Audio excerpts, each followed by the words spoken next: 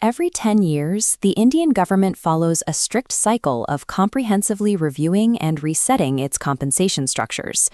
This process dictates the livelihoods of millions of active workers and pensioners, whose financial security is tied to the decisions made within these halls.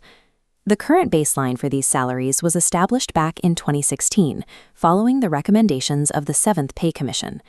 These decadal resets anchor the long-term wealth accumulation and daily standard of living for a significant portion of India's middle class.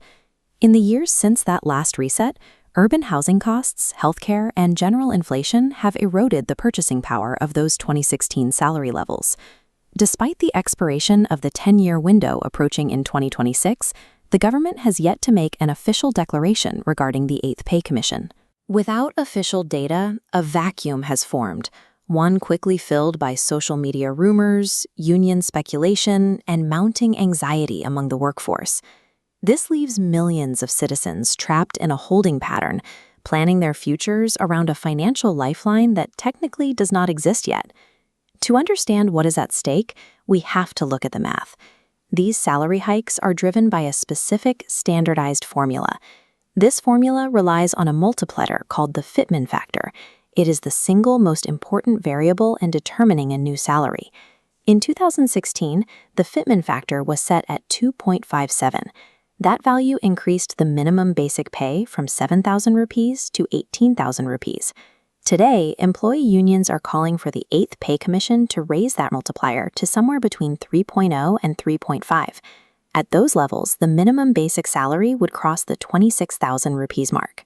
The fitment factor serves as the master lever for the entire system, directly controlling the financial trajectory of a government career.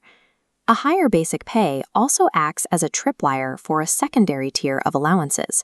The dearness allowance is automatically recalibrated against the base, providing a stronger shield against future inflation. Similarly, the house rent allowance is adjusted to help employees manage the surging costs of urban real estate. This cascading effect extends to millions of pensioners. Their historic payouts and medical benefits are recalculated to match the current pay matrix. These commission recommendations define the financial security of a worker from their first day of service through their final years of retirement. While these increases provide stability for the individual, they represent a staggering burden for the national exchequer. Raising salaries and pensions for millions of people simultaneously requires billions of dollars in additional government expenditure every year. The government must balance intense employee expectations against tax revenues and overall budgetary constraints. Authorizing these changes requires a careful management of national inflation and state spending priorities. Given these costs, the government may choose to delay the 2026 implementation depending on the prevailing economic situation. There are also discussions about abandoning the pay commission model entirely in favor of a flexible, performance-based compensation system.